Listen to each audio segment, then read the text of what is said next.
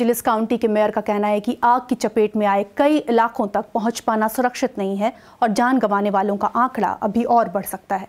मौसम वैज्ञानिकों ने चेतावनी दी है कि अभी और तेज हवाएं चल सकती हैं जो आग को और ज्यादा भड़का सकती हैं।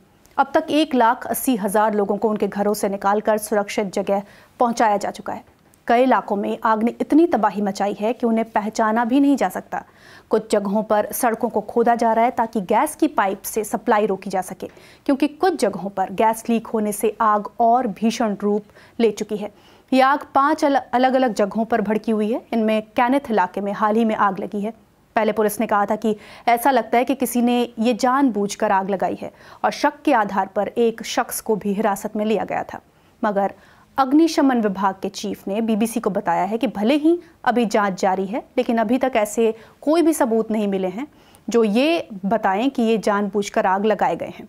कुछ जगहों पर लूटपाट की खबरें आने के बाद अमेरिकी सेना की रिजर्व फोर्स नेशनल गार्ड्स की भी तैनाती की गई है।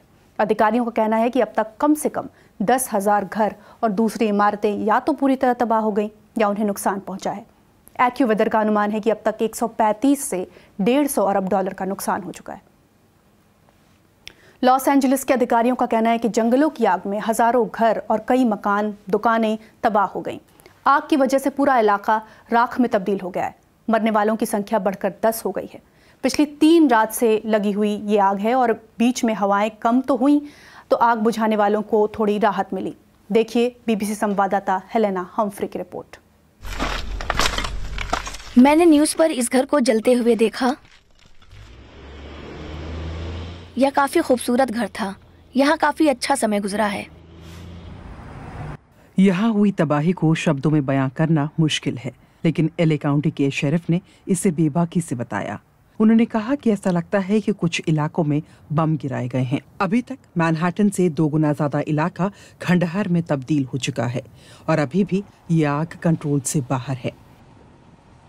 दुर्भाग्य से वेस्ट हिल्स में एक नई आग लगी है जो वेंचुरा काउंटी तक पहुंच गई है और हम मानकर चल रहे हैं कि तेज हवाओं के कारण ये आग तेजी से फैलेगी। ये एक चेतावनी है कि यहाँ स्थिति जल्द ही बदल सकती है।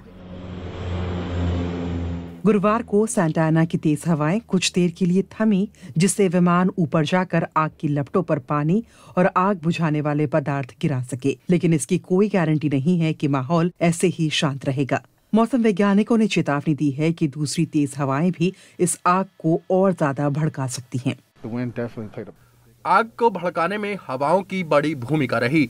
मैंने आग की अंगारों को अपने सिर के ऊपर से जाते देखा था और मैं सोच रहा था ये आग किसी का घर, किसी की संपत्ति तबाह करके आई होगी।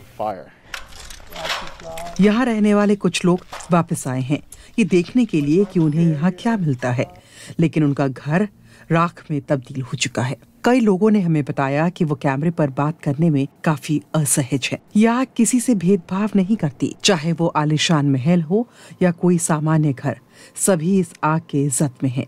ये कभी किसी के लिए सुरक्षित जगह हुआ करती थी। ये विनाशकारी है। ये आपके जीवन में होने वाली सामान्य घटनाएं नहीं है। ये बहुत ही असामान्य है। दूसरों के लिए इस तबाही का दायरा बदलती जलवायु के डर को दिखाता है। जाहिर तौर पर ये सब कुछ ग्लोबल वार्मिंग की वजह से हो रहा है और लोग इसे सिर्फ नकारना चाहते हैं। उन्हें विज्ञान के बारे में पता नहीं है। इसलिए मुझे लगता है कि इंसान अजीब हैं। वो सोचते हैं कि दुनिया में कहीं भी जाएंगे सुरक्षित रहेंगे, लेकिन पूरी दुनिया ही ग्लोबल वार्मिंग की चपेट में है। यहाँ अल्ताडेना में अग्निशमन दल आग बुझाने की कोशिशों में लगे हैं। आप देख सकते हैं कि यहाँ इस तरह के कई घर अभी भी सुलग रहे हैं। ये पूरा इलाका, ये पूरा समुदाय पूरी तरीके से तबाह हो चुका है। यहाँ पीढ़ियों से रह रहे परिवारों से हमने बात की जिन्होंने कुछ ही घंटों में अपना सब कुछ खो दिया है। ज्यादा प्रभावित इलाकों में रात के समय कर्फ्यू लगाया गया है क्योंकि कुछ लोग इस आपदा का फायदा उठाने की कोशिश कर रहे हैं। लूटपाट की वजह से पहले ही कई गिरफ्तारियां हो चुकी हैं। इस बीच राष्ट्रपति बाइडेन ने सभी प्रभावित लोगों की मदद करने का वादा किया है।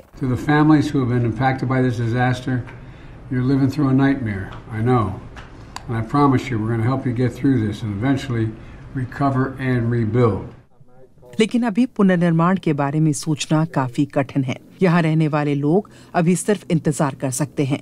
वो उम्मीद और प्रार्थना कर रहे हैं कि हवा का अगला झोंका अंगारों से फिर आग न भड़का दे।